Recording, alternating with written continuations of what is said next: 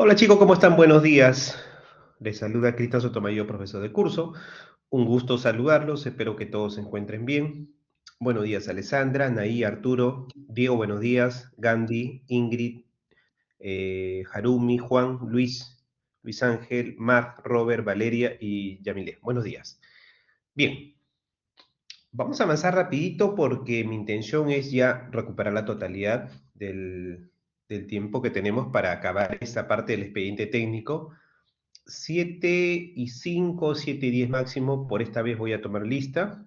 Todas las clases van a ser a las 7 de la mañana para darle chance a que todos ingresen. Mientras tanto, comentarles que ya vayan formando sus grupos. El día de mañana coordinaré con Valeria para que ya me pasen la lista de todos los grupos para el trabajo final. Mañana conversaremos un poquito sobre el trabajo final. Acuérdense que la semana 5 hay el primer entregable. Entonces ya debo formar los grupos en el aula virtual para que ustedes después ya en la semana 5 coloquen su entregable, ¿sí? Bien, habíamos comenzado con el tema del expediente técnico, la clase anterior.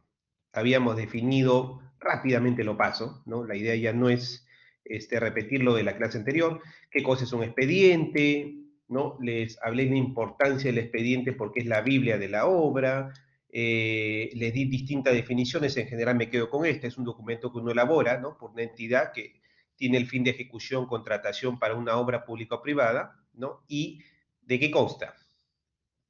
Tiene un conjunto de informaciones que son básicamente las especificaciones, la memoria descriptiva. Vimos ejemplos de memorias, tanto estructural como arquitectónica, las especificaciones, los planos, distintos rubros de los planos de arquitectura, instalaciones eléctricas, sanitarias, estructuras. Dentro de arquitectura hay cortes, elevaciones, localización, etcétera. El tema de los metrados, el presupuesto de la obra, el cronograma de avance de la obra, entre otros, ¿no? Eh, Hay definiciones de la ley 30-225, que es la ley de contratación del Estado, es la ley básica para uno trabajar en obras públicas. La G040 también tiene su definición, la expliqué. Y así, hay varias definiciones inclusive en cuanto a lo que es un estudio definitivo, ¿no? El SNIP, qué cosa prueba o qué cosa tipifica para un estudio definitivo. Todo esto lo vimos en la clase anterior. ¿Qué consta un expediente técnico detallado? Básicamente los estudios de ingeniería, las memorias, las bases, las especificaciones, todo eso, inclusive con algunos ejemplos, estuvimos un poquito más intentando aterrizarlo. Hay un expediente para contratar, hay un expediente básicamente para ejecutar, ¿no? Todo este glosario de términos que están básicamente en resoluciones de Contraloría, en resoluciones de la ley 30225. Bueno, básicamente hay que revisarlo para que ustedes respondan, si fuese el examen, alguna pregunta específica, y si fuese ya la vida profesional, sepan en qué documentos se encuentran los conceptos básicos para poder uno responder a la gestión. ¿Qué contiene el expediente? Habíamos hablado de la memoria, habíamos hablado de las especificaciones y los estudios y nos habíamos quedado en metrados. Hoy vamos a empezar desde los metrados. La memoria, puse dos ejemplos, ¿no? Contiene todo lo que concierne al proyecto, de qué trata, ubicación, el monto, la modalidad de contratación, etcétera, ¿no? Los detalles del estudio, cuando se trata de evaluación estructural, va acompañado por el estudio de suelos, capacidad portante, característica del terreno que voy a construir, ¿no? Donde voy a hacer la cimentación, entre otros. Ustedes pueden revisar la grabación de la clase anterior. Bien, vamos rápidamente, después de haber explicado lo que son básicamente las partes del expediente, antes de entrar a definir uno por uno, acuérdense cómo se elabora un expediente, ¿no? La propia entidad, por un consultor o por el ejecutor también, ¿no? Que hace todo. La memoria ya lo expliqué. Dentro de los fundamentos técnicos están los estudios básicos, las especificaciones, los metrados y los planos. Nos habíamos quedado en los metrados. Los estudios básicos, topografía, hidrología, hidrogeología, estudio de impacto ambiental, todo lo que requiere el proyecto para hacerlo viable, para hacerlo seguro, para que no atente contra la vida humana, que es lo que tenemos hoy en día como reto, ¿no? Entonces, las especificaciones, ahí están pues las características de los materiales, ¿no? Ahí está básicamente todo lo que concierne a los materiales que se van a usar, a los equipos, a la mano de obra, ¿no? Entonces, lo elabora obviamente la entidad, en este caso un proyectista. Yo le decía, también hago la función de proyectista como consultor. Y se basa pues en un conjunto de normas técnicas. Si yo voy a hablar que debo usar cemento tipo HS por cuestiones de clima, por cuestiones de durabilidad, la norma que tipifica ese tipo de cemento es la ASTM, la C595. Si yo voy a hablar del acero, ¿no? La norma A615 o la 700, no sé cuántitos, pues lo tendré que especificar ahí con su equivalente en NTP para que el proyecto siga esos lineamientos de control de calidad, de evaluación de sus características técnicas, etcétera. Entonces, las especificaciones, a grandes rasgos, tienen toda la información de la calidad de los recursos para la obra. Entonces, eso es importante diferenciar. En el tema del diseño, tiene la parte arquitectónica, estructural, las instalaciones eléctricas, sanitarias, ¿no? También se da en todos los proyectos para poder, digamos, saber la funcionalidad, el comportamiento frente a ciertas eventualidades como los sismos, los desastres naturales, saber cuáles son las partes de la obra en cuanto a los materiales, equipos que se van a usar, todo lo que concierne a su ejecución del proyecto es importante. Muy bien, los metrados. Entonces, en cuanto a los metrados, comentarles, ¿no? Aquí nos habíamos quedado en la clase anterior. Es cuantificar las partidas, es llevarlos a, digamos, a unidades, a cantidades, ¿no? Y cuando hablé de metrados, yo le pasé el reglamento de metrados, ¿no? Es cuantificar las partidas, básicamente, de las cantidad de obra que vamos a ejecutar. Entonces, nosotros lo que hacemos acá es cuantificar los materiales, la mano de obra, las herramientas, los equipos, aquí están, ¿no? Cuantificamos la mano de obra, cuánto de peón, oficial, capataz, obrero, los materiales, todo lo que se van a emplear, el acero, la piedra, el cemento, los clavos, el encofrado, qué sé yo, los equipos, ¿no? El mezclador, el winch, el tecle, el vibrador, las herramientas, etcétera, ¿no? Entonces, esto está asociado a una unidad de consumo, a un precio unitario y está asociado a una cantidad. Eso ustedes lo van a ver en su curso de costos y presupuestos. Los metrados permiten cuantificar cada una de las partidas de la obra. Tenemos una norma técnica de metrado, que ya se la pasé, que establece los criterios de base, los procedimientos para el metrado, las unidades de medida, ¿no? Para cada una de las partidas. Y los planos, les puse también un ejemplo de un plano que tenía, ya solo para familiarizarnos, ¿no? En cuanto a la leyenda, que eso lo vamos a ver hoy día en el módulo, en cuanto a la trascendencia, qué tipo de plano. Primero, ¿qué es un plano? Es la expresión gráfica del proyecto que voy a construir. Existen varias especialidades en los planos, ¿no? No somos los únicos. Los arquitectos se encargan de gestionar el conjunto de planos.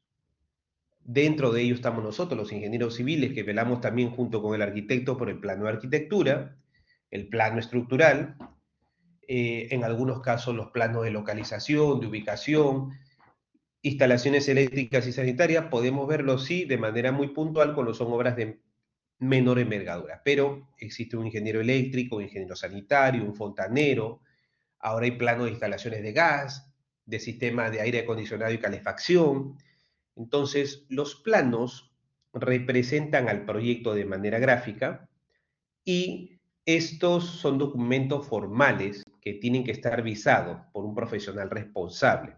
Tiene que estar colegiado, este profesional tiene que estar habilitado por el Colegio de Ingenieros o Arquitectos y se preparan por especialidad, tal como lo había mencionado, ¿no? Arquitectura, estructura, instalaciones, entre otros. Cada profesional en su rubro va a responder por los dibujos, que son los dibujos no es otra cosa que la transmisión del cálculo estructural, la transmisión de la selección de los equipos eléctricos o sanitarios, o la transmisión, en el caso de arquitectura, de los espacios interiores definidos para la edificación.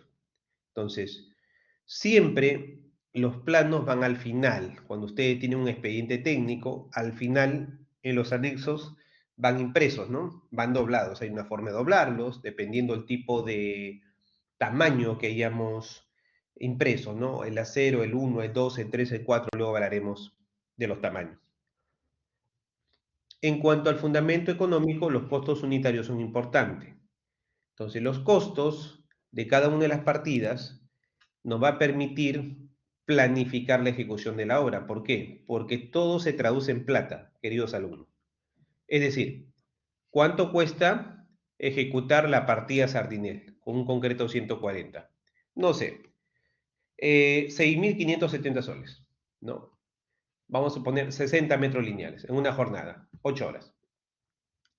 Entonces, esa platica te la tienen que dar a alguien. O tú la tienes que, con tu espalda financiera, subvencionar y luego valorizar. Entonces, tienes con claridad cuánto estás gastando o cuánto vas a gastar. Y es más, después vas a comparar lo planificado con lo ejecutado, ¿no es cierto? Entonces, tiene el costo de las partidas que conforman la obra y, en este caso, es una partida, un ejemplo, permite obviamente planificar desde el punto de vista económico para conocer básicamente en un determinado momento los costos, los requerimientos de materiales, mano de obra, equipos que requerimos para esa actividad, para esa partida. El presupuesto es cuantificar económicamente el conjunto de partidas. Si aquí estamos hablando de una sola partida, el conjunto de partidas está acá. Es decir, si acá hablamos de Sardinel, acá ya no. Acá están las obras provisionales, las obras de estructura, de arquitectura, eléctrica, sanitaria, climatización, protección contra incendios. Si queremos hablar por especialidad, normalmente no es así un presupuesto. Vamos a verlo más adelante. Normalmente si hablamos de un edificio o de un puente o de una carretera o de un reservorio, generalmente el presupuesto no viene dado por especialidades, sino viene dado por cada uno de las partes o componentes de la estructura. Por ejemplo, cimentación cuesta 280.000 soles. Todo lo que es el casco, o llamémosle así, lo podemos dividir por elementos estructurales. Todo lo que son placas del casco estructural, 640.000. Lo que son losas, 380.000. Lo que son columnas, y así voy enumerando cada uno de los elementos estructurales, ¿no? Lo que son obras de acabado. Vamos a ver ejemplos, no se preocupen. Entonces, el presupuesto relaciona ¿qué cosa? Los precios unitarios con los metrados. Le decía en la primera clase, sobre todo en el tema de metrado que vamos a ver a partir de la semana 4. Metrar es sencillo. Ustedes toman las dimensiones, metro lineal, metro cuadrado, metro cúbico, y hacen la operación matemática. Largo por ancho por altura, o simplemente la suma de largos o de anchos. Pero cuando ustedes ya le van a poner un número a ese metrado, ya se convierte obviamente en presupuesto, cuando lo multiplican por su costo unitario. Y en ese caso el metrado sí va con desperdicio. Antes no. ¿Me entendieron? Entonces, eso es importante desde ahora tener claro la diferencia. Ustedes están en construcción 1, ¿no? No se vaya a cometer el error después de colocar un montón de factores de seguridad para el encofrado, para los pies derechos, para los clavos, qué sé yo, cuando solo están ustedes metrando. Luego ya abordarán presupuesto. Cuando aborden presupuesto, ahí sí hay que tomar algunos ratios referenciales que luego iremos mirando de los básicos que compete el curso para poder metrar, para poder presupuestar. Entonces, ¿para qué presupuesto? Para saber cuánto cuesta la obra, para tener un valor referencial. Entonces, aquí obviamente hay costo directo que siempre está asociado con la suma de los costos de las partidas. Luego hay unos costos indirectos que están asociados básicamente con los gastos que no pueden aplicarse a una partida determinada, pero que sí, la camioneta, el almuerzo del ingeniero, ¿no? Los consumibles, gastos generales, la utilidad, toda obra tiene una utilidad. Toda empresa que va a concursar aspira a ganar una utilidad, aunque eso es un poco difícil, ¿no?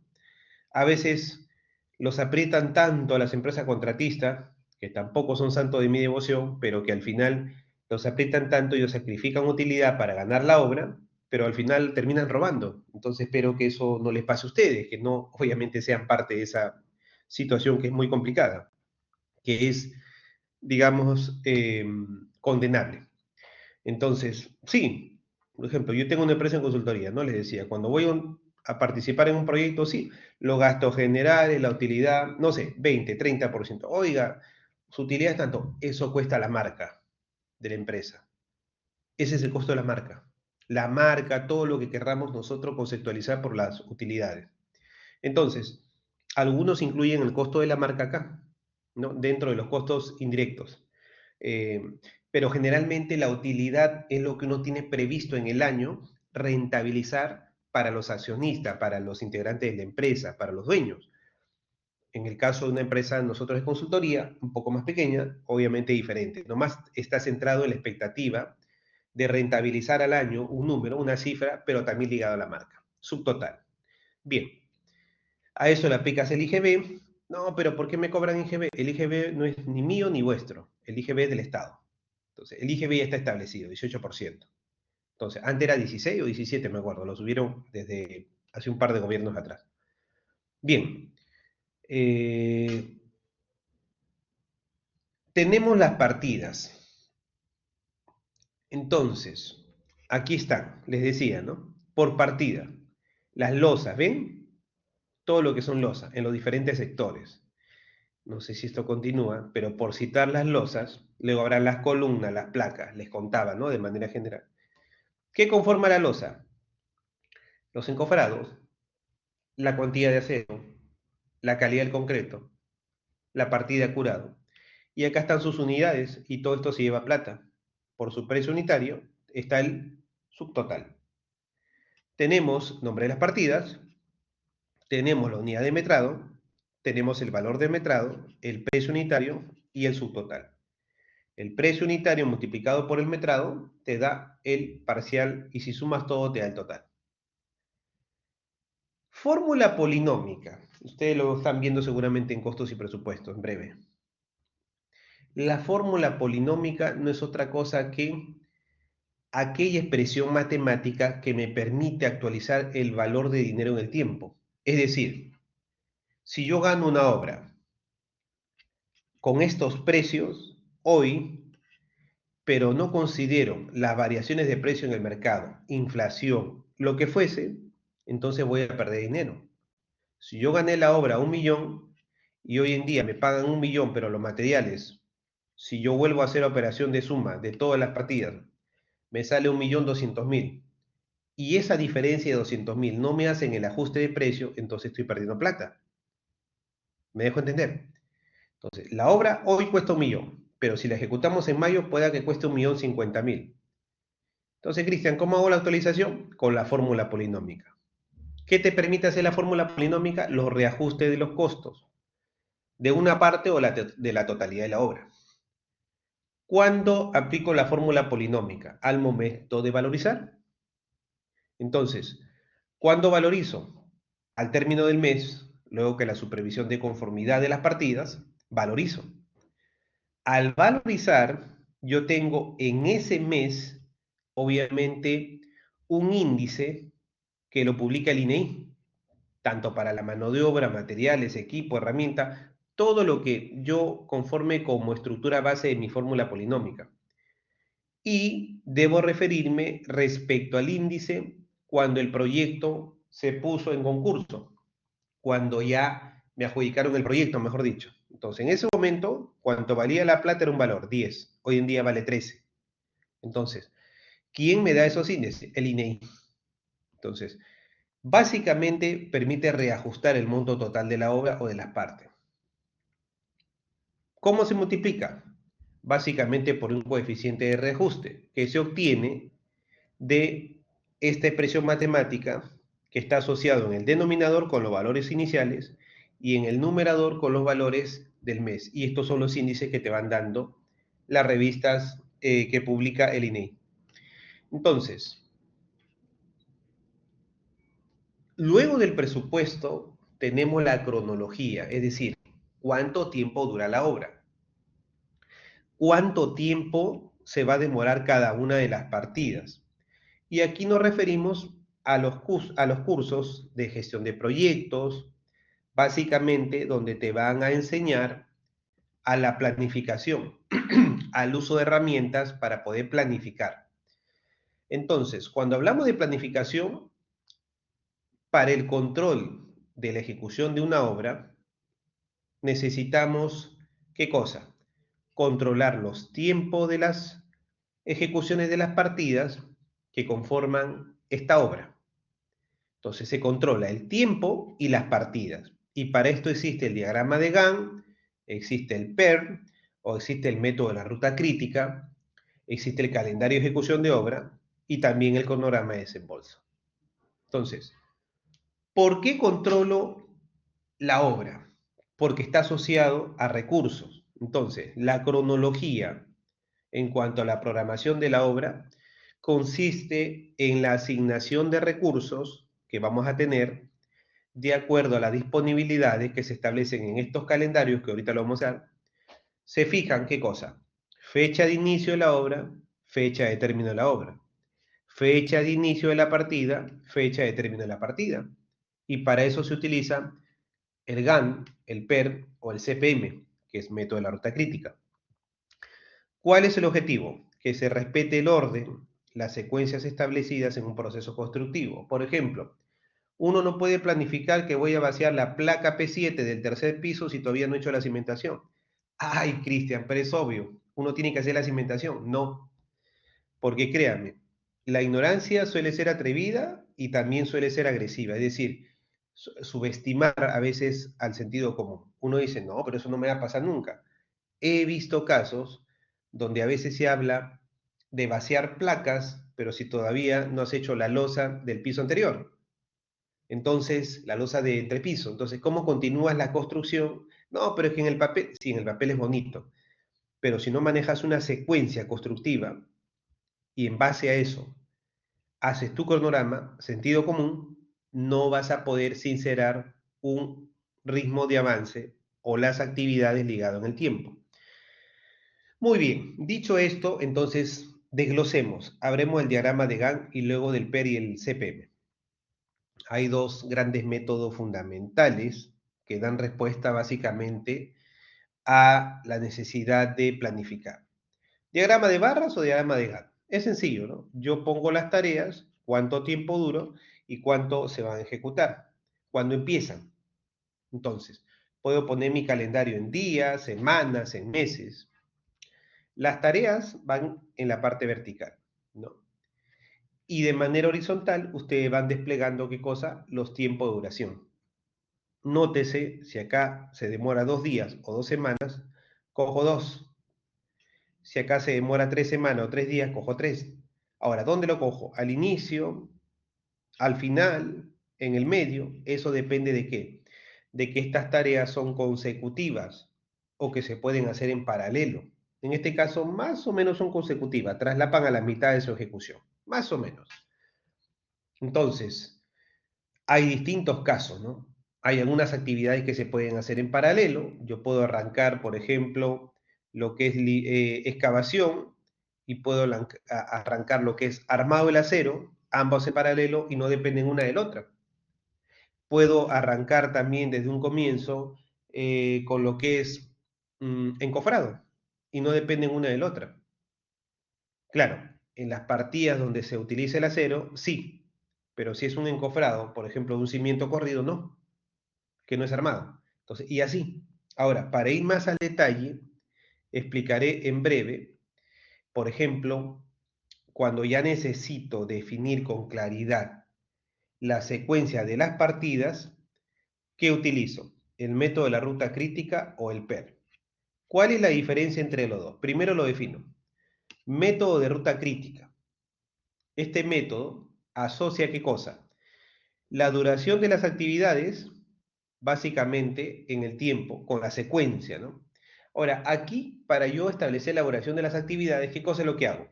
Tomo los famosos rendimientos de las revistas de costo, de los S10, etcétera. Entonces, utilizo mucho datos, digamos, estadísticos, ratios. ¿Para qué? Para poder armar esta ruta de avance. ¿Y por qué acá hay un triangulito, profesor? ¿Por qué hay diferentes líneas? Ahorita les voy a poner un video con un ejemplo muy bonito, que les va a encantar, para que entiendan estos dos métodos. No es parte del curso, pero dado que hay acá bastante teoría en esta PPT, quiero un poquito ilustrar gráfica para que se entienda mejor la teoría, ¿de acuerdo? El método de ruta crítica se centra en lo que es la duración de las actividades, ¿no? En el tiempo, y utiliza ratios o rendimientos de construcción, pero el PER no. Este método que más o menos se utiliza también no es tan predecible, pero se basa en que considera el total del tiempo disponible para poder, digamos, programar las actividades. El tiempo de duración de las actividades no está normado. Acá no estamos utilizando, digamos, ratios precisos, por lo tanto tenemos cierta incertidumbre. ¿Podemos utilizar un método de ruta crítica para la obra? Sí. ¿Podemos utilizar un PER más en los casos de investigación, donde no hay esa presión, ¿no?, de que se tiene que ejecutar en 300 días la obra sí o sí, y hay cierta flexibilidad en cada tramo de la ejecución para que no sean días exactos? O sea, acá sí. Acá en 20 días tienes que tener toda la cimentación construida. En 45 días todo el casco avanzado. Y en 15 días todo el acabado ejecutado. Por citar un ejemplo, acá no. Entonces, veamos un videito muy bonito para que ustedes puedan tener mayor claridad cómo se arman estas rutas críticas. Repito, no siendo el objetivo principal de cómo se llama de la clase, convertirlos en expertos en CPM, pero sí, en buenas vibras. A ver, un ratito voy a cargar el video. En buenos términos, que ustedes aprendan un poquito más del curso, de cómo se hace este armado, ¿no? De la selección. A ver, voy a proyectar la pantalla, me confirman, y esto se lo voy a pasar ahorita por el chat. ¿Ven mi pantalla? ¿Me confirman? Ya, este es un ejemplo muy bonito, y aquí tomo lista. Es un ejemplo muy bonito de cómo se arman, digamos, el diagrama de Gantt, aquí vamos a ver de las actividades, y a la vez cómo se utiliza el CPM, el método de la ruta crítica. Atentos.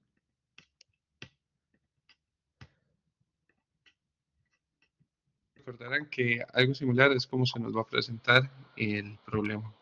Entonces, esto que tenemos acá son todas las actividades, sus actividades predecesoras y la duración de cada actividad, ¿ok? Entonces, esto son todas las tareas que conlleva realizar el proyecto. Esto es la duración de cada una de estas actividades, ¿ok? Entonces, por decirle algo, la actividad E tiene una duración de 5. Este 5 puede ser días, semanas, horas, cualquier unidad de tiempo que a usted se le ocurra. Esas actividades predecesoras, recuerden que son las actividades que tienen que terminar para yo poder iniciar una actividad nueva. Vean esta actividad A. La actividad A es la primera actividad, lo primero que yo tengo que realizar. Por eso no existe ninguna actividad predecesora. Claro, o sea, yo voy a desarrollar la actividad y me demoro 5 días. Cuando hago la actividad B, ¿cuál es el requisito? El requisito para hacer la B es que A sea ejecutada, ya haya terminado. Entonces, si miramos acá, cuando se empieza a pasar, atentos, Yo tiro una columna con todas las actividades de mi proyecto y tiro una columna, bueno, una serie de columnas que van a representar los días de mi proyecto como tal. Entonces, dice que la actividad A va a durar 5 días. Entonces, yo voy a rellenar 5 cuadritos que representa cada día. ¿Ok? Cuando yo termino con la actividad A, puedo iniciar con la actividad B y C. Ven los predecesores. ¿Ok? Entonces dice que la actividad B va a durar 2 días. Entonces, Miren este detalle. La actividad B, ¿cuánto demora? 2 días. La actividad C demora 4 días. Consulta. ¿Puedo iniciar B? ¿Puedo iniciar C sabiendo que ha concluido? Sí. ¿Por qué? Porque el requisito para ambas dice A, ya concluyó. Puedo iniciar excavación. Imagínense que A es limpieza del terreno, B es excavación y C armado el acero. ¿Puedo excavar? ¿Puedo armar el acero? Sí, si ya limpiaron el terreno, ya puedo instalarme. ¿Me entienden hasta ahí, chicos? ¿No? Bacán, ¿no? Entonces, miren ahora cómo pinto. Atentos. yo busco dónde fue que terminó la actividad A. Encuentro que fue acá. Entonces, yo tiro estos dos cuadritos, los relleno como tal, que representan esos 2 días. ¿Lo ven? Aquí están los 2 días que dura la actividad B, que inician después de la actividad A. De igual manera, es la actividad C. Me posiciono sobre Miren acá. Igual, ¿no? La actividad D y la actividad E, ¿no? Yo la puedo iniciar. la actividad C, Ahí está pintando la busco donde C. Un ratito voy a correr más. Ya, vamos a correr más. Si no, no gane tiempo. correspondiente, Ok, la actividad D y la actividad E, ¿la puede iniciar? Sí. El requisito es que haya concluido la B. ¿Ven? Mire, la B concluyó acá, donde está mi cursor. Entonces, aquí concluyó. Al día siguiente inicio la D, inicio la E. ¿Se entiende esta parte?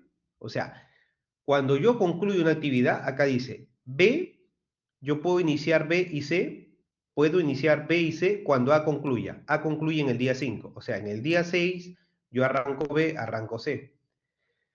La actividad D y la E se pueden iniciar cuando B concluya. ¿En qué día concluye B? 5 más 2, 7, en el día 7. O sea, en el día 8 yo puedo iniciar D y puedo iniciar E. ¿Hasta ahí se entiende? Ana, adelante. Adelante, Ana.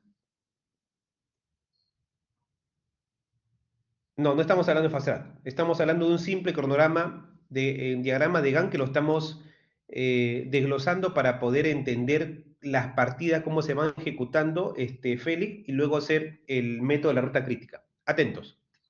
Voy a correr el video y ahora empezamos a hacer el método de la ruta crítica. Atentos. Luego les paso el video. este nodo se va a unificar dos cosas. Se va a unificar el inicio y el final de una actividad.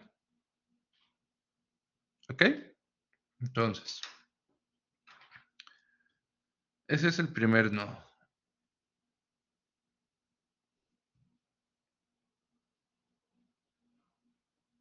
Esto lo que representa es la actividad A.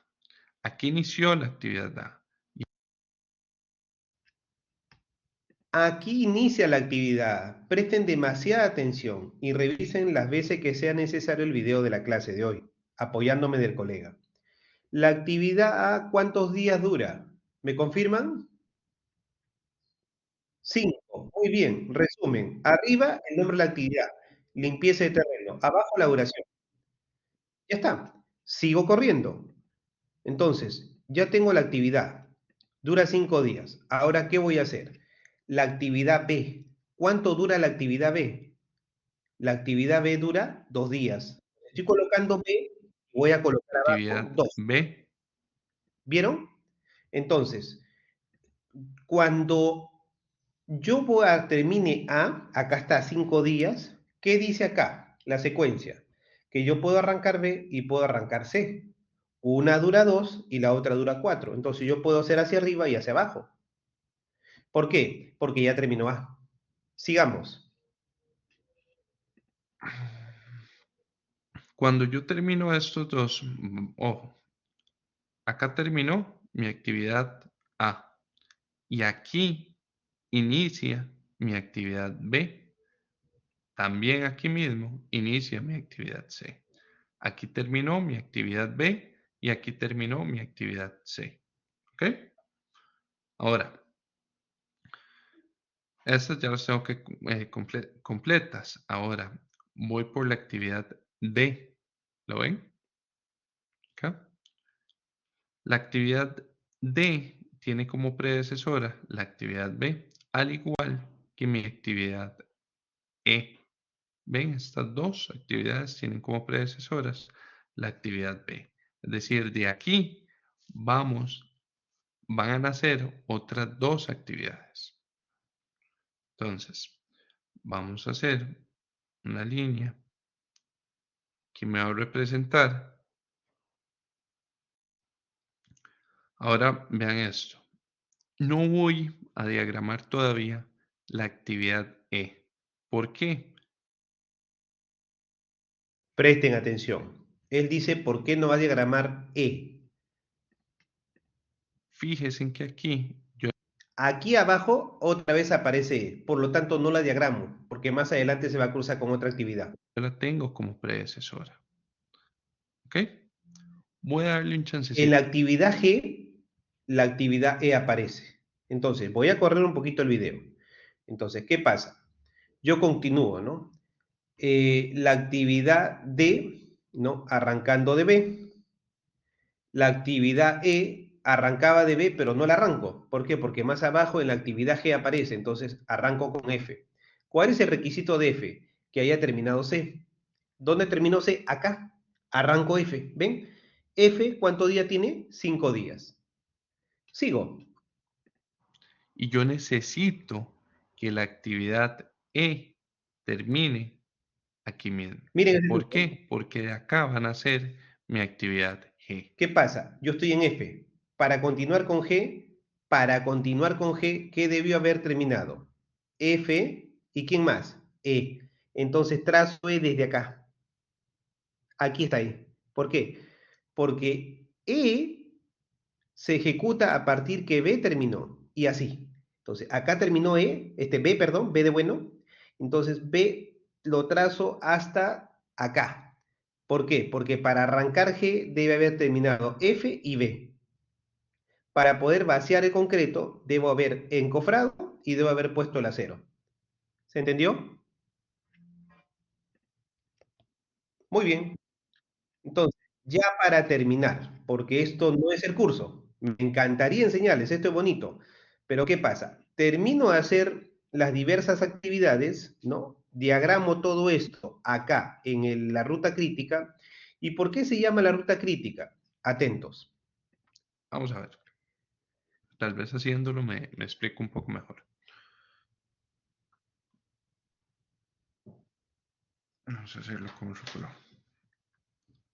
A fuerza, yo necesito trazar esto. Esta actividad A forma ¿Qué parte. voy a hacer? Voy a sumar los días totales que demora la ejecución de toda la obra, de todas estas partidas. Y atento, ¿qué voy a sumar? Acá 5 días. ¿Por qué se llama ruta crítica? Porque tengo varias rutas y la pregunta es por dónde voy. Si voy por acá arriba, ¿cuánto día me demoro? Si voy por acá abajo, ¿cuánto día me demoro? Y si voy por aquí y le saco la vuelta por acá, ¿cuánto día me demoro? ¿Se entiende? ¿Qué es lo que hace en el ejercicio? Se suman. Si voy por acá, 5, más, en este caso más 2, ¿no? Más 5 acá, más 4 acá, y así, más 1 acá, total 20. ¿No? Voy sumando cada una de las rutas, cuánto día me demoro. ¿Y a qué llego? Llego a la conclusión de que por arriba me demoro 20, por acá me demoro 19 y totalmente por abajo me demoro 21. La pregunta es, ¿cuál es la ruta crítica? 21, la que más demora. Esa es la que tengo que escoger. ¿Me entendieron hasta ahí, chicos? Muy bien. Se llevaron algo, un plus de la clase, porque esto no es el curso de construcción, esto es planeamiento. Ahí les obsequio el link, revísenlo las veces que sea necesario en su casita para que lo aprendan. Yo me salgo de aquí y voy a retomar lo que es la parte de la PPT. Un momento, por favor.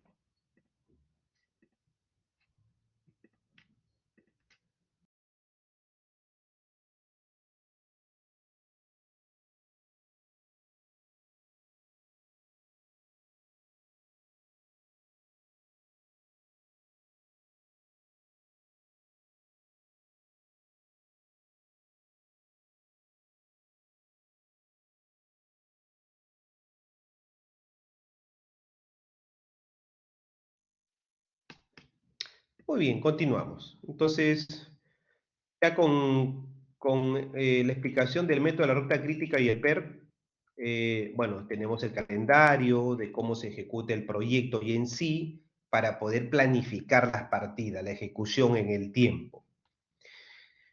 Asociado a esa ejecución hay un cronograma de desembolso del dinero, de la platita, para que se pueda hacer la obra. Ese cronograma, ¿a quién le sirve? Al dueño, al cliente, para saber en qué momento tiene que desembolsar al constructor ciertos montos de dinero para ejecutar la obra. Ya para terminar este módulo, ¿qué es una obra pública? Todo lo que puede ejecutar un organismo del Estado. Carreteras, rehabilitación de puentes, si estás en la ciudad, veredas, ¿no?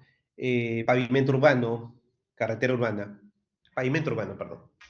Entonces, o un edificio del Estado.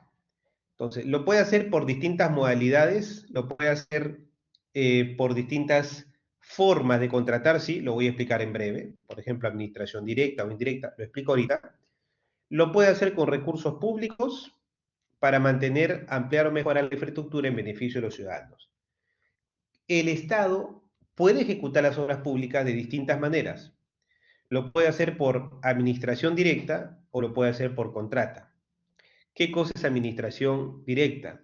Como su mismo nombre lo dice, el Estado lo ejecuta. ¿Qué utiliza?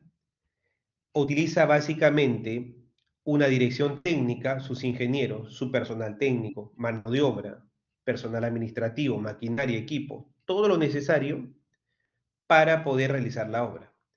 Ahora, ¿cuándo lo hace? Cuando tenga las condiciones adecuadas para poder hacerlo, es decir, en cuanto a los recursos. O sea, las entidades públicas pueden realizar las obras por administración directa siempre que posean la capacidad técnica y administrativa. Aquí viene el problema. Aquí viene la situación difícil en el país. Querer y poder tienen que ir de la mano. Querer. Yo tengo 100 personas, ¿no? Que yo puedo destinar para el área técnica, administrativa, la mano de obra ejecutora, etc. Poder. No puedo. Si bien dispongo de las 100, pero no tengo la gente especializada, solamente tengo gente de oficina, no tengo gente que sepa armar los encofrados, no tengo gente que sepa doblar el acero, trabajar el acero, no tengo gente que sepa preparar concreto. No, pero tengo 100 personas, me decía alguien en el sector público. Pues sí las tienes, pero haz de cuenta que no las tienes. ¿Me dejo entender? Entonces, ejecutar por administración directa debes tener la capacidad técnica y administrativa. ¿Qué pasa en las empresas del Estado que a veces quieren ejecutar sus obras? Tienen capacidad administrativa, les sobra, pero no tienen capacidad técnica. Por eso están ustedes aquí. ¿Se entendió? Mientras que las obras por contrata, cuando ya yo no tengo la capacidad técnica, la sinceré, la identifiqué, entonces debo recurrir al mercado para poder contratar a alguien que ejecute aquellas obras que lo ejecuta un tercero, ¿no? Los contratistas, ¿a través de qué? De un contrato que vamos a celebrar entre la entidad y el constructor para hacer esa obra. Y entonces aquí vamos a pagar un dinero para hacer esa obra. La definición de este decreto supremo del Estado, de la ley 30.225, contratación del Estado, dice que son aquellas ejecutadas por terceros, por contratistas, en la que a través de un contrato celebrado entre el contratista y la entidad ejecutan la obra determinada y por la otra entidad se compromete a pagar el valor de la obra, es decir, yo lo construyo y usted me paga. Sí, sí, yo te pago, no hay problema. Otro problema, no te pago. ¿No? Que te busco el pretexto, que empezaste tarde, que lo hiciste así, que lo hiciste allá, y ahí viene la corrupción, porque presionan al contratista, lo fuerzan al contratista, el contratista gasta su recurso, entra en la desesperación y ahí viene la corrupción.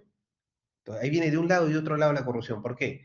No voy a entrar en ese tema, es un tema político, pero sí, inclusive ustedes van a llevar un curso de aspectos legales y obviamente hay bastante énfasis en la UPC para evitar actos de corrupción en todo sentido, en todo contexto. Pero ¿qué pasa? O sea, yo estoy haciendo un colegio y al final no terminan desembolsándome todo el dinero para completar la ejecución del colegio, la construcción. Me quedo en el casco, no hice los acabados. No, que tal cosa está mal hecha. En algunos casos sí y en otros no.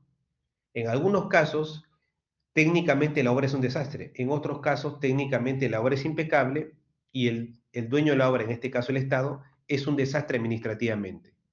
Papeluchero, amarra las gestiones, no te aprueba las valorizaciones, no te aprueba las partidas con la supervisión, y por eso ven ustedes los colegios, hospitales, puentes locales, carreteras locales, votados, que no se han culminado, no se han concluido. Entonces, las obras por administración y por contrato hay que tener cuidado.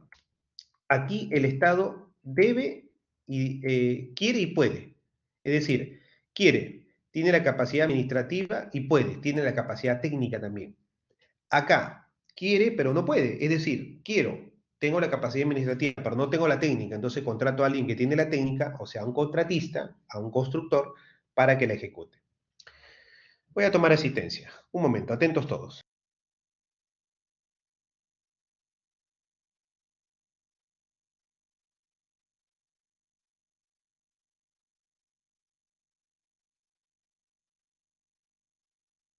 Chicos, hay que entrar puntuales, ¿ah?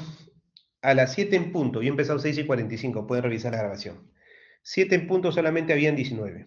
Ya ahorita están 40. Por esta vez voy a tomar 7:30 la asistencia, pero a partir de la próxima clase o'clock, a las 11 o a las 7 de la mañana. Atentos todos. A ver, Ediacho, prenda su micrófono, Presente, ¿se encuentra? profesor. Ok, Arturo Alfaro, Presente, profe. Carlos Amaro, Presente, profesor. Ania Quima, Presente, profesor. Alex Aybar, Alex, Harumi Cantorín,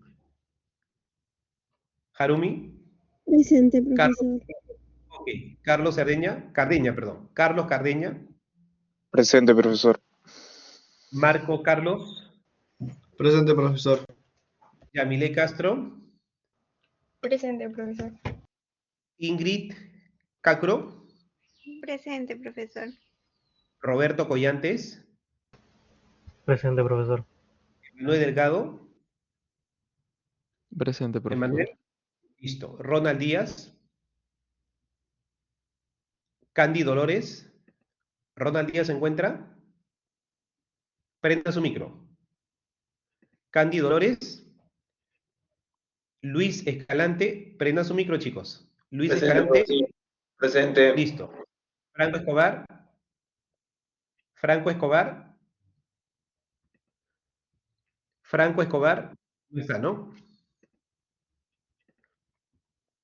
Diego Espinosa, bajen la manito, chicos, estoy tomando asistencia, por Profesor, favor. disculpe, ¿me escucha Franco Escobar?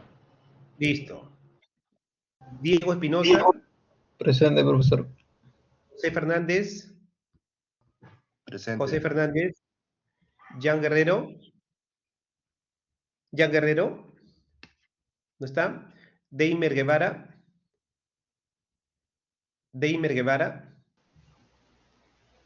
Profe, Díaz presente. Deimer Guevara, Juan Gutiérrez, Juan Gutiérrez, Presente, profesor. Presente. ok.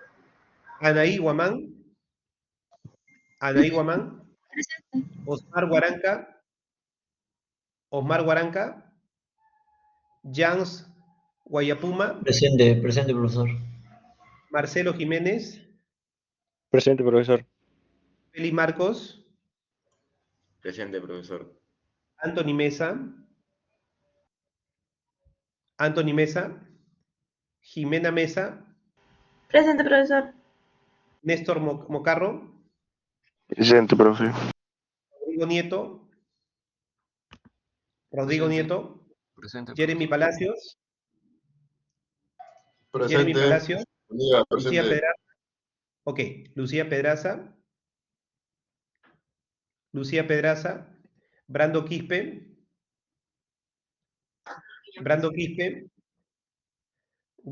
Gandhi Raime.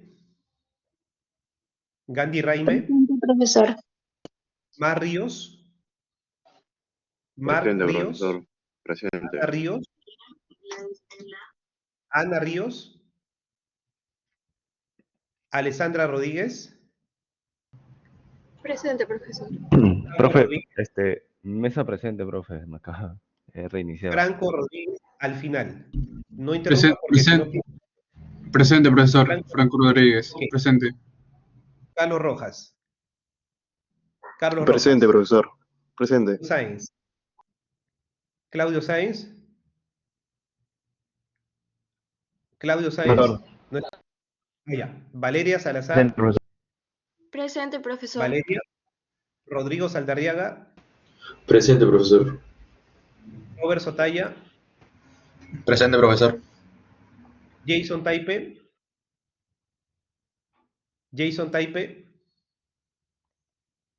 No está. John Taipe. Listo. Atentos. A quienes les puse en asistencia. Alec Aybar está. Jan Guerrero. Deimer Guevara. Osmar Guaranca. Anthony Mesa. Presente, profe. Anthony Mesa está, ya. Okay. Sí. Lucía Pedraza. Presente, profe. Ok. Ana Ríos. Jason Taipe y John Taipe. No están. Listo. ¿Quién dijo presente? Ah, ya te había puesto. Está bien. Listo. Un consejo, por favor, les pido. Una petición, perdón. No es un consejo, una petición. Yo tomo asistencia a las 7 los días como hoy, martes, y 11 de la mañana los días como mañana. O'clock. Están. Tomo lista. Durante la toma de lista, alguien entró recién y me está escuchando y voy por el último apellido, tranquilos. Como habrán visto ahorita, yo vuelvo a pasar lista de los que puse en asistencia. Le doy una chance más. Así que tranquilos, si por ahí no prendieron el micrófono, si por ahí les pasó algún percance con el internet, tranquilos. Les pido a todos tener su micrófono listo. Por favor, es la obligación del curso. Así que no escriban en el chat, salvo yo diga, escriban en el chat cuando haga una pregunta, pero cuando llame asistencia, todos deben encender su micro. Les agradeceré mucho, por favor, respetar esta parte de la directriz, ¿sí? Muy bien. Entonces, ya para terminar, y tomamos un pequeño receso, ¿no? Y luego continuamos con el siguiente módulo que ya corresponde al día de hoy. Entonces, estamos yendo, digamos, un poquito despacio, pero seguro. Los montos para la selección para los procesos de selección, ¿no? Depende, ¿no? Si es construcción o si es bienes, la contratación de bienes, porque son dos las modalidades. Lean el artículo 17 de lo que es este reglamento. ¿Están viendo mi pantalla? Lo que es este reglamento. A ver, un momento. Aquí tenemos, obviamente, el presupuesto del sector público. Acá es un ejemplo de lo que se destina, el reglamento lo tengo después, disculpen, de lo que es la Ley de Contratación del Estado, la 30225. Acá tenemos la Ley de Presupuesto del Sector Público para el año fiscal 2023, para que sepan ustedes cuánto se está destinando por cada frente, ¿no? Gobierno nacional, lo que es el correspondiente al gobierno nacional, gasto corriente, gasto de capital, lo que es la parte descentralizada, los gobiernos regionales, gobiernos locales, ¿no? ¿Cuánto es el gasto corriente, capital y servicio de la deuda? Los montos destinados. Acá, importante revisar, ¿no? Cuando uno va a contratar con el Estado, hay que saber cuáles son los montos para las obras o para la contratación de bienes. Si yo voy a participar en una licitación pública a partir de 2.800.000, toda obra que cueste ese monto más se tiene que licitar, se tiene que poner en concurso. Cuando es menos, se puede adjudicar a un postor determinado, ¿no? Que uno lo califique bajo ciertos criterios, menos de 2.800.000. Y cuando tenemos un valor que está por debajo, perdón, que está por encima de 4 millones, encima o igual a 4.300.000, aparte de licitar, debe contar con una supervisión obligatoria. En realidad, todas las obras deberían tener supervisión, porque ese es un problema serio que no se construyen bien. Y esto es bienes. Nos abocamos a lo que es contratación de obra. Acá están los montos, ¿sí? Para que ustedes puedan, digamos, tenerlo claro. Lo que es bienes, servicio en general, consultoría de obra. Yo estoy acá. Lo que es consultoría en general y la ejecución de obra. Expliqué esta columna, que es lo que es netamente el curso. Licitación, más de 2.800.000. Para no leer tanto texto, ustedes lo pueden hacer en su casa, si no se nos va las 2 horas. Concurso público, lo que es adjudicación simplificada, entre estos montos no licito. Subasta, acá no aplica. Contratación directa, ¿no? Mayor a 39.600, pero que no supere 2.800.000. Y ojo, lo que les decía, cuando interviene la supervisión es cuando la obra cuesta más de 4.800.000. Entonces ahí hay que poner, sí, a un ingeniero permanente, o un equipo de ingenieros para que supervise toda la obra. ¿Cuál es la fuente? SEACE, la OCE. Revisen la página web de la SEACE, es importante. Ahí hay expediente también para su trabajo final. No se vayan a, digamos, a atormentar con los expedientes. Bastante información existe en SEACE para que tengan una idea de qué se va a ejecutar en los próximos meses en el Perú, ¿no? Sobre todo con la reconstrucción que viene del país por el tema de las inundaciones por el huracán o por el fenómeno del Niño que puede llegar. Como contrato, ya para terminar, existen 2 mecanismos de contratación, los sistemas y las modalidades. Artículo 35 y artículo 36 que deben leer del reglamento de la ley de contrataciones. Sistemas, suma alzada, precios unitarios, o la combinación de los dos. Modalidades, llave en mano o concurso oferta. Llave en mano, te doy y tú haces todo. Yo solamente te entrego terreno, ¿no? Tú diseñas, tú construyes, tú lo habilitas, tú le das mantenimiento, todo. Ya. Empezamos con los sistemas. Suma alzada, como su mismo nombre lo dice, aquí ya todo está definido, los metrados, las especificaciones. Entonces, quien va a construir la obra conoce esta información. Por lo tanto, el postor fija un monto ya establecido. Como yo ya tengo todo definido, ¿qué es lo que hago? Presupuesto. Y te digo, oye, por si acaso vas a construir un hospital y esto te cuesta 1 millón. Mira, acá está el costo de la partida. La realidad en las obras es que cuesta 1 millón y termina costando 1.200.000. O lo que es más crítico, a veces hasta 2 millones. Claro, es raro 2 millones, ¿no? Ahí viene la corrupción, que hay que obviamente condenarla. Cuesta 1.200.000. Ok, ¿qué pasó? Estoy vaciando losa contra terreno, los metrados son diferentes, cada milímetro son cientos de metros cuadrados que tengo de más o de menos, entonces esto varía. Cada milímetro que varía en el terreno me juega pues tener más concreto o menos concreto vaciando en esa losa. ¿Qué quiero decir, jóvenes? Que cuando yo voy a ejecutar suma alzada, generalmente son en obras que se puede definir con exactitud o casi exactitud los metrados. Ahí radica el éxito. Entonces, se aplica ¿en dónde? En obra de edificación, donde tengamos los metrados perfectamente definidos. ¿Por qué? Porque el postor va a fijar un monto ya definido. Esta obra cuesta 1 millón. Punto. No, pero a mí me sale 1.040.000. Sorry, mano. Tú participaste y no observaste. Yo te pago 1 millón. Entonces, aquí se valorizan los metrados y el contratista está obligado a ejecutarlo según el orden de prelación. ¿Quién manda? Los planos. Acuérdense, el expediente tiene varios documentos. Tiene los planos, las especificaciones, las memorias, los presupuestos. ¿Y qué sucede? ¿Por qué este orden de prelación? Planos, luego las especificaciones, luego la memoria y los presupuestos. Porque alguien tipea el expediente en el Word y se puede equivocar. Miren este ejemplo. En una posta de salud, a suma alzada, los planos indican que los pisos de esta posta son de terrazo pulido. Ojo, los planos. Las especificaciones dicen cerámicos. La memoria descriptiva dice que es vinílico, loseta vinílica, pero el presupuesto dice que es loseta veneciana. Según el orden de prelación, yo construyo piso de terrazo pulido, esto cuesta más, pero te pago como loseta veneciana. Oye, no, que injuste la vida, ¿por qué me están pagando menos? Sorry, mano. Las reglas de juego en suma alzada están definidas, tanto el monto como el orden de prelación. Si ustedes se equivocan en tipear, por eso yo le hablé del BIM, ¿se acuerdan del BIM que salía esa alerta roja? Cualquier incompatibilidad inmediatamente se debe corregir y se corrige pues en simultáneo. Acá no. Acá a la persona que está tipeando el expediente le tiene que decir, oye, corrigen los planos, dile al dibujante. Oye, dile al ingeniero que corrija las especificaciones.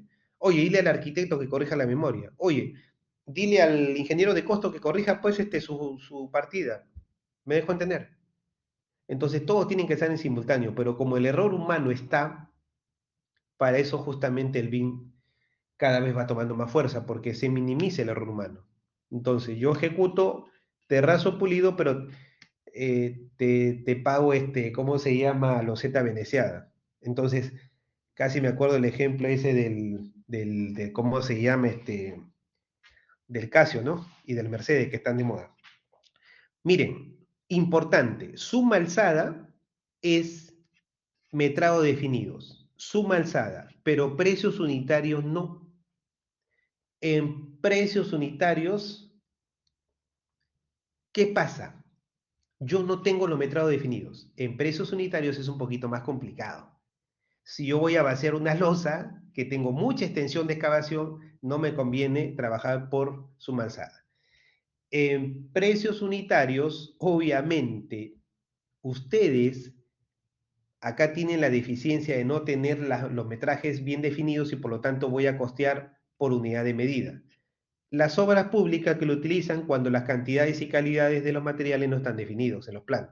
Entonces, aquí se aplica básicamente en partidas como movimiento de tierra. Jamás de los jamases hagan suma alzada en movimiento de tierra. A ver si ustedes creen que la geografía del terreno es perfecta. Por ahí encuentran una roca y hay que demoler más.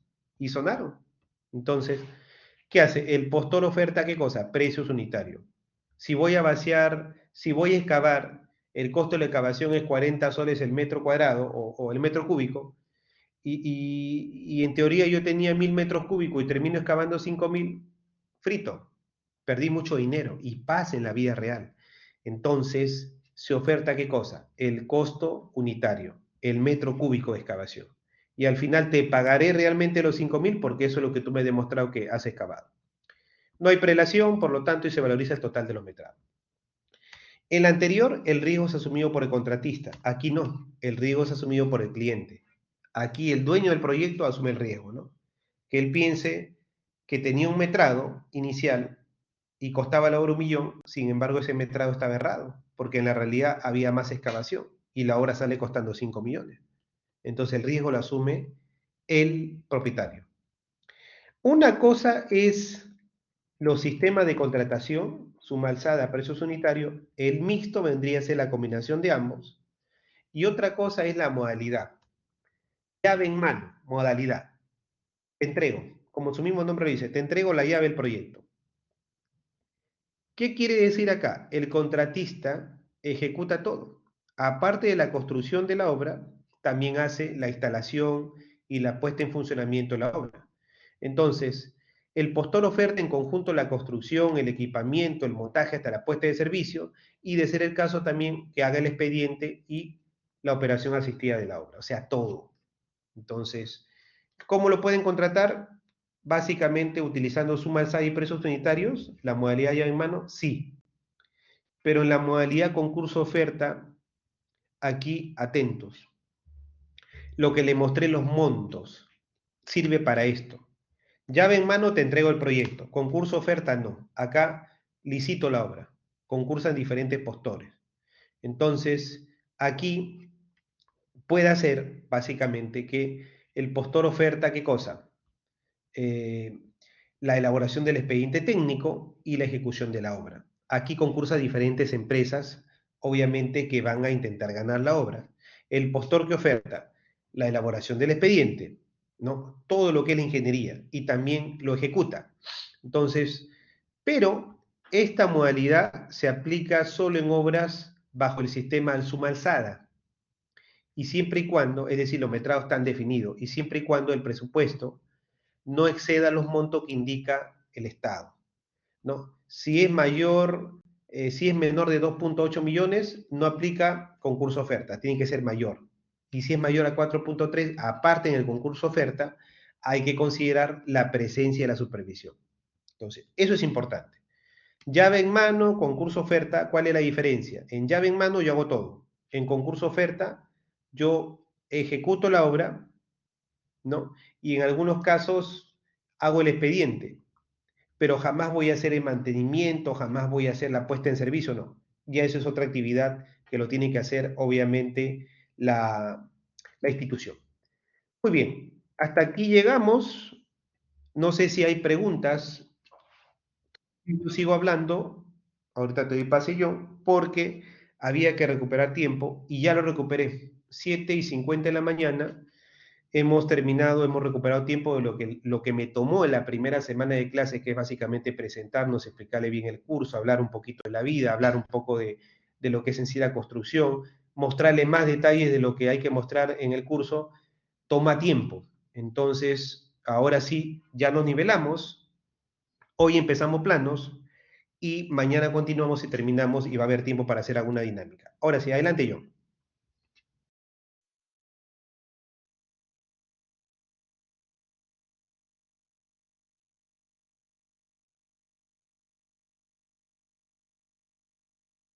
¿Alguien iba a preguntar algo del curso? Adelante. No, no te escucho yo. Me habías escrito si tomé asistencia. Sí, ya tomé la asistencia. Verifica, por favor, en el aula virtual, ¿sí? Bien, continuamos. Verifica y me avisa si estás en la asistencia. Por esta vez te consideraría, no hay problema. Listo, abrazo yo. Continuamos. Vamos ahora con la segunda parte, ya lo que corresponde en sí a esta semana 2. Y entramos básicamente a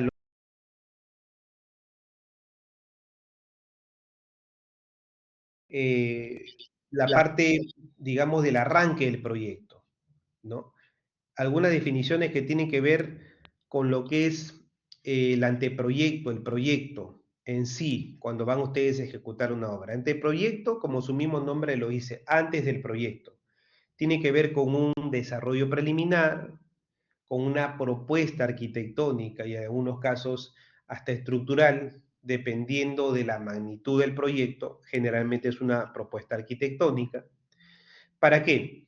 Para que se apruebe la idea, para que el diseño tenga el visto bueno de parte del propietario y ya se haga toda la ingeniería. Entonces, ese desarrollo preliminar se elabora como parte de un todo, de un diseño, y el objetivo es que te aprueben esta idea el propietario.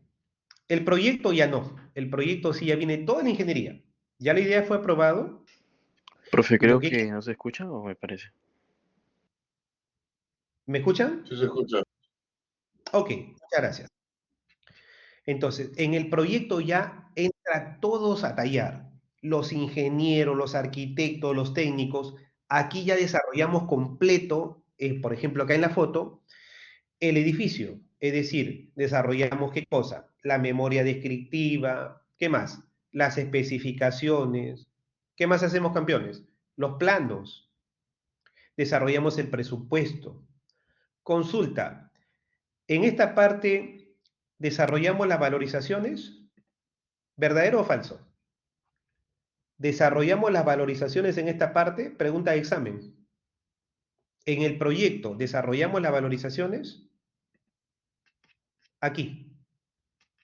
¿Sí o no? No, no desarrollamos valorizaciones.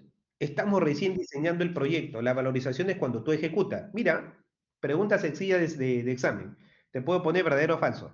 Entonces, las valorizaciones, las correcciones, el levantamiento de observación, los RFI que tú cursas a la supervisión. RFI. ¿Qué cosa es RFI? Es Request for Information. ¿De acuerdo? Le vas a preguntar a la supervisión, no entiende sus planos, no entiende la memoria. Se te está haciendo, estás teniendo inconvenientes para conseguir ciertos materiales, le mandas un RFI. Estás teniendo problemas con interferencias. Entre la cimentación y el cimiento corrido no hay compatibilidad. Para eso existe el BIM, una maravilla.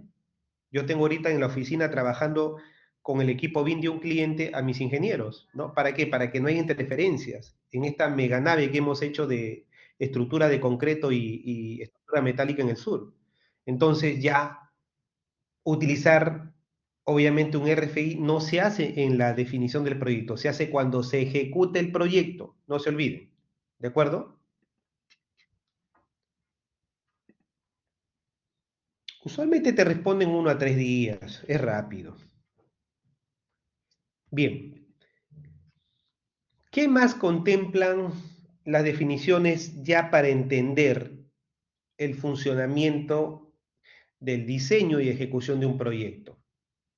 Ya diseñé y necesito saber con claridad lo que voy a metrar. Entonces, área libres, área techadas, ¿qué es eso? Área libre, fíjense. Acá tengo una vista en planta y perfil de un edificio, ¿no? Que tiene 8 pisos techado. Entonces, pista en planta. La área techada es todo lo que está en gris, es el concreto, y las áreas libres este color medio rosado. ¿Qué es el área libre? Todo aquello donde no existen proyecciones de área techada. Ay, profe, qué fácil. Pues sí, entonces uno proyecta y no hay techo. ¿Se entendió? Acá no. Acá si ustedes proyectan, este es el edificio en perfil, acá van a encontrar techo en la tercera y cuarta planta, ¿ven? Techo, techo. Si yo proyecto primer y segundo nivel, no hay techo. Pero acá sí, en el tercer y cuarto nivel todo aparece techado. Acá no. Acá ven ustedes esta figurita, este rectángulo y estos dos en el extremo, ¿no? Que se proyecta hasta el último nivel. No hay ninguna interferencia, no hay techo. El área techada, ¿qué cosa es? Si el área libre es aquella proyección donde no hay continuidad de elemento, no está techado, el área techada es donde todo está continuo. Es decir, miren, acá en el primer nivel, el área techada, todo esto es continuo. Acá hay un tragaluz o un ducto. Igual acá no. Acá todo es libre. El área techada será la suma de estas áreas que están cubiertos por concreto, ¿no? 4 veces, ¿no? Cada uno con su respectivo metraje. Sumatoria de la superficie, obviamente, de cada una de estas áreas que están con su metraje. Algunas consideraciones: en los edificios existen ductos de instalaciones principales, ductos de instalaciones secundarias, instalaciones principales, ¿no? Agua, hoy en día el gas ya prácticamente se ha vuelto una instalación principal. Instalaciones secundarias, pues de repente pongo calefacción, aire acondicionado. Secundaria para una vivienda, pero principal para una oficina. Eso dependiendo el enfoque que tengamos, dependiendo del tipo de proyecto y además lo que indique el reglamento, la G040. Entonces, todos los conductos, sean vertical o horizontal, justamente están destinados ¿para qué? Para que pasen estas líneas con sus respectivos accesorios e instalaciones, ¿no? Básicamente agua, desagüe, eléctrica, sanitario, ¿no? Fontanería, el gas, los tubos también que son para lo que es el sistema contra incendios, que bien es cierto, la mayoría de los edificios lo tienen en los sótanos, pero también algunos edificios, como el mío, donde están las oficinas con concreto, tenemos todo lo que es el sistema de rociado dentro de las oficinas, porque en las oficinas donde ocurre el incendio, donde puede pasar una tragedia. Entonces, también lo hay en los sótanos. Los edificios hoy en día, el reglamento contempla que tengan un muro cortafuego. los sótanos sobre todo. ¿Por qué? Porque si hay un incendio, se tiene previsto que estos muros permitan la evacuación inmediata de las personas con un tiempo prudente para que la gente no vaya a morir asfixiado o no vaya a ser atacado por el fuego. Si estos muros no existieran, rápidamente se consumiría toda la instalación. Entonces, estos muros cortafuego cumplen ese fin. Otra definición que es importante son la de los sótanos y los semisótanos. Fíjense, ustedes están paraditos acá, ¿de acuerdo? Si yo tengo más o menos, si hago una proyección de la línea y tengo una distancia de 1,50 m o hasta 1,50 m acá, voy a llamarlo semisótano, dado que esta distancia es prácticamente la mitad del total, pero lo llamo sótano cuando tengo una distancia que no supera 50 centímetros de luz hacia la calle respecto al nivel de la vereda. Repito, respecto al nivel de la vereda, si yo tengo una zona que está, digamos, dándole luz a este ambiente que está por debajo del primer piso, ¿cómo lo llamo? ¿Sótano o semisótano? Si tengo una distancia de hasta 1,50 m, lo llamo semisótano. Tengo una gran longitud vertical que le está dando, digamos, acceso de luz, la luz del medio ambiente a este módulo. Acá no, acá hasta 50 centímetros, es casi nada, ya lo considero sótano. Ahora, pero Cristian, esto no lo veo mucho en Perú. Es cierto, pero yo sé que tú no vas a trabajar solamente en este lindo país que es nuestro. Te vas a ir a Estados Unidos, te vas a ir a Canadá y casi la totalidad de los edificios, sobre todo por los climas que existen allá, por las condiciones extremas de clima, por ejemplo en Canadá, vas a ver sótano y semisótano casi en la totalidad de las construcciones. ¿Se entendió? Yo vivía en Montreal, por ejemplo, ¿no? Viví en Montreal, luego viví en Sherbrooke, viví en Quebec también, estuve ¿cómo se llama? En Toronto, la capital, en Ottawa, también en Canadá, pero pasé varios años viviendo en Montreal, entre Montreal y Quebec, Montreal y Sherbrooke, mientras estudiaba en la universidad allá, mientras hacía la maestría. Entonces, yo vivía en un segundo piso, luego en un tiempo viví en una casa con un semisótano, así. Entonces, ¿por qué hacen este tipo de construcciones? Uno, para ganar los espacios, aprovechar al máximo. Dos, porque por los tipos de desastres naturales, con una adecuada orientación de ductos para evacuación del agua, estas son las casas seguras para el refugio. Cuando hay vientos huracanados, cuando hay tormentas, etc. Tres, el confort. Es parte del confort que puedan tener ellos en cuanto a mejorar la habitabilidad. Y cuatro, es parte de la cultura de esos países, tener sótanos o semisótanos, ¿de acuerdo? Hola Franco, dice, yo he vivido en Colorado y siempre me he preguntado por qué las cimentaciones son de concreto y el primer y segundo piso son de madera. ¿Por qué? Por las temperaturas extremas, Franco. La madera tiene baja conductividad térmica. Si no, saldría carísimo los consumos de electricidad y también saldría muy, digamos, poco confortable vivir en una casa netamente todo de concreto. En algunos casos sí hay casas netamente de concreto, son los concretos celulares. Concreto que tienen una gran cantidad de aire incorporado, por lo tanto tienen una baja conductividad térmica y acústica. Ejemplo, los teatros municipales, los edificios de oficina. Las casas por dos razones. Uno, por bajar la masa total de la vivienda, ¿no? Frente a los vientos huracanados y los sismos, a menor masa, menor fuerza de viento, menor fuerza de sismo. Y dos, por el confort. Te mando un abrazo, Franco. Bien, seguimos. Entonces, llegamos a esta parte de los parámetros que son básicamente importantes para ubicar una edificación. Cuando hablamos de parámetros urbanísticos y edificatorios, debemos referirnos a dos, a la densidad neta y al coeficiente de edificación. Densidad neta indica, ¿qué cosa? indica la habitabilidad, o sea, la cantidad de personas para una cantidad de área determinada. Es decir, resulta de dividir el número de habitantes del proyecto entre el área del lote urbano. Acá tenemos un ejemplo que voy a resolver ahorita, ok, ya lo tengo resuelto. Dice, edificio multifamiliar, número de departamento, 10. Número de dormitorios, por cada departamento, 3. Superficie del terreno, 300 metros cuadrados. Área construida, 620. Yo te puedo pedir en el examen, calcula la densidad neta y el coeficiente de edificación. Muy bien, empecemos calculando la densidad neta. Y tengo una dinámica muy bonita para ustedes que la podemos hacer terminando hoy día la jornada, quedan unos minutos, o si no la hacemos mañana, que te va a venir de hecho en el examen 1 o 2 preguntas. Por eso quiero hacer la dinámica. Atentos, vamos a resolver el ejercicio. Voy a salir de acá y vamos a proyectar, vamos a ver.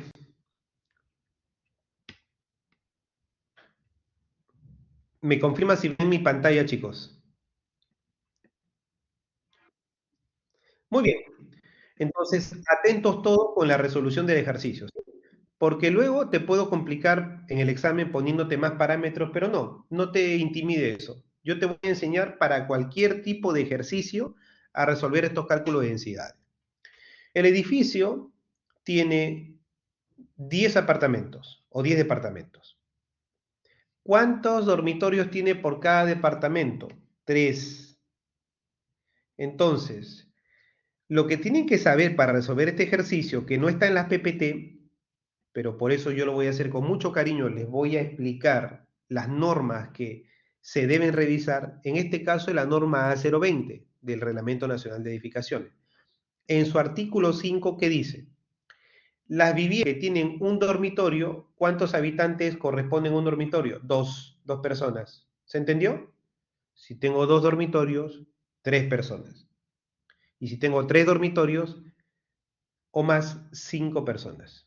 Por lo tanto, para calcular la famosa densidad neta, lo primero que necesito es saber cuántos habitantes tiene el proyecto, ese edificio, porque es el cociente del número de habitantes entre el lote del terreno. ¿Se entendió? Entonces, lo primero que voy a hacer es calcular el número de habitantes. En este caso, para fines de orden, ya voy pasando el área del terreno que está en metros cuadrados hectáreas, porque así lo expresan los entes gubernamentales, el municipio, ¿no? El gobierno regional. Entonces, si es 300 metros cuadrados, divídalo entre 10.000. Profe, ¿por qué 10.000? Porque una hectárea tiene 10.000 metros cuadrados. Entonces, 300 metros cuadrados entre 10.000 metros cuadrados, 0.03 hectáreas. Lo hemos llevado a hectáreas.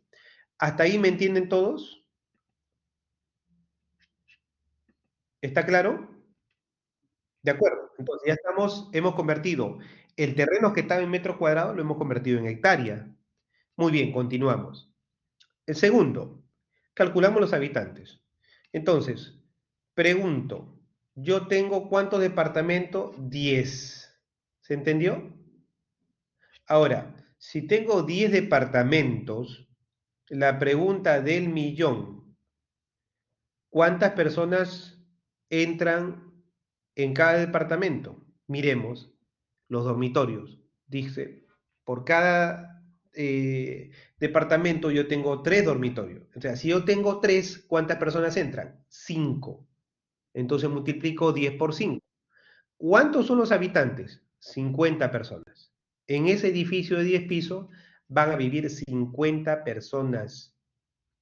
Y lo último, para calcular la densidad neta, es sencillo. Divido el número de habitantes, 50, entre el área en hectáreas. ¿Cuánto sale?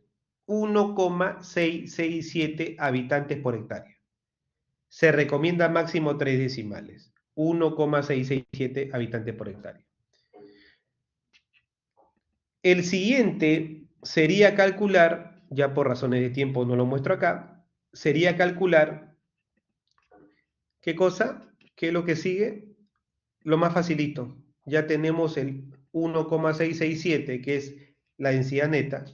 ¿Qué cosa hay que calcular ahora? Hay que calcular el coeficiente de edificación. le dejo como tarea. ¿Qué hay que hacer? Dividan el área que se puede techar, acá está, 620 metros cuadrados, entre el área de lote, entre 300. Y ese es el coeficiente, ¿no? Un poquito más de 2, 2.1 me parece. Muy bien, hagamos una pausa de 5 minutos. Vamos bien, hemos empezado o'clock 6:45. Hagamos una pausa de 5 minutos, tómese un refresco y regresamos.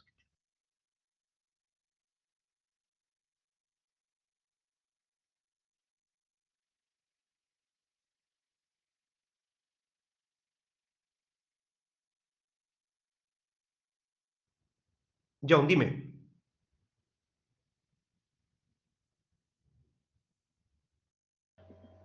Profesor, disculpe, me logro escuchar. Dime, adelante, te escucho.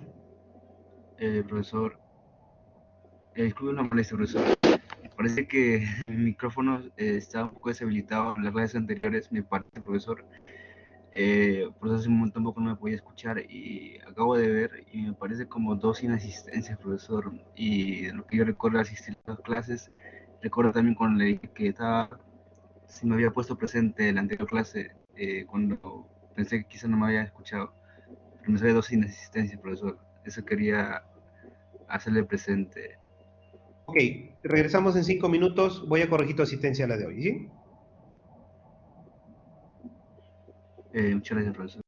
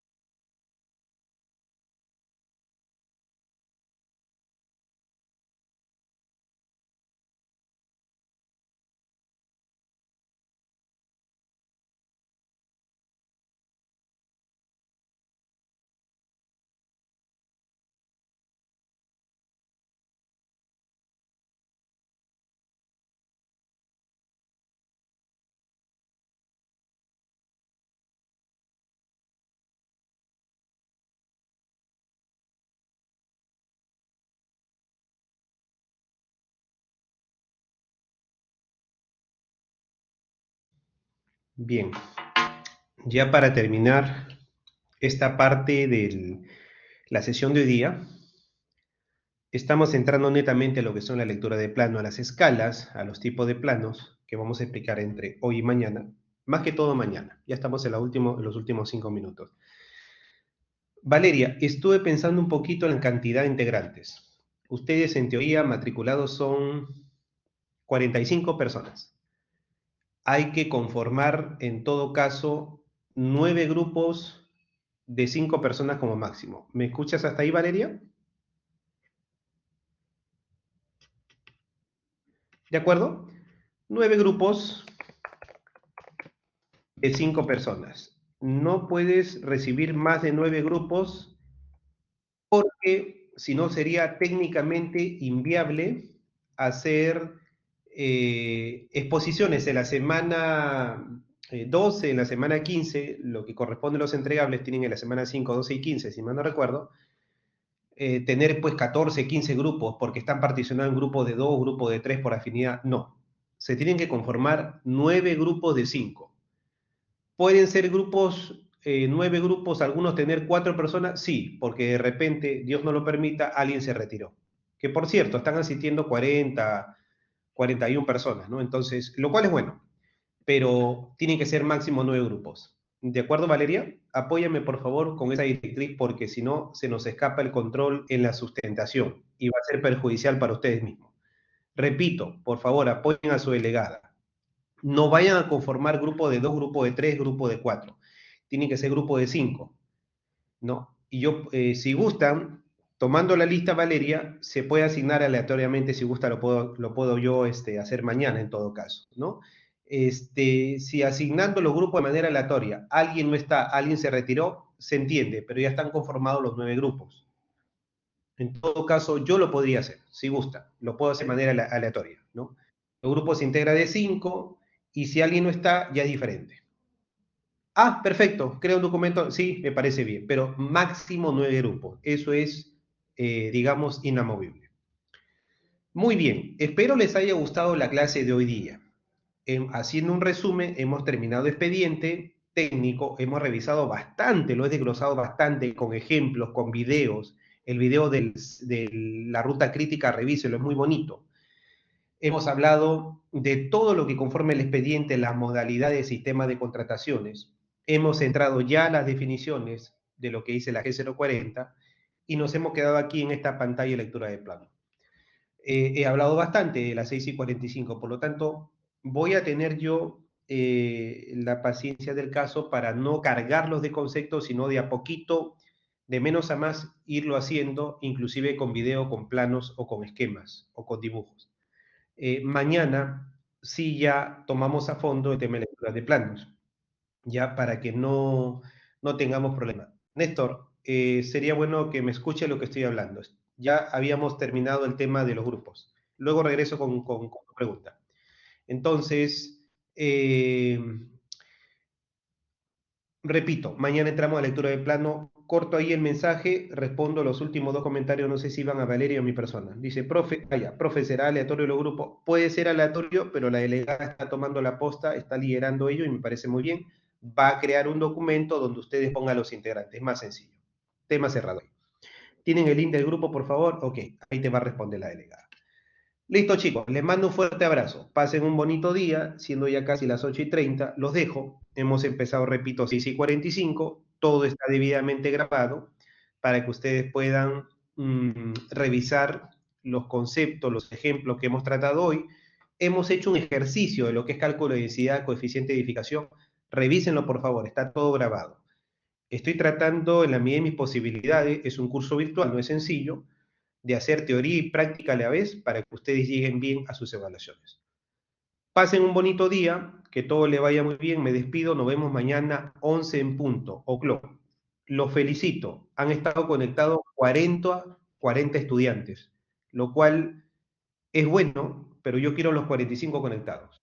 Valeria, apóyame con ello. Un fuerte abrazo para todos. Abrazo Rodrigo, abrazo Claudio, Franco, un fuerte abrazo, Arturo también. No, gracias a ustedes, qué ocurrencia. Cuídense mucho. Nos vemos, Anthony. Chao, Jimena. Chao Valeria, gracias por tu apoyo. Yamile, nos vemos. Dieguito, nos vemos. Ronald, un abrazo.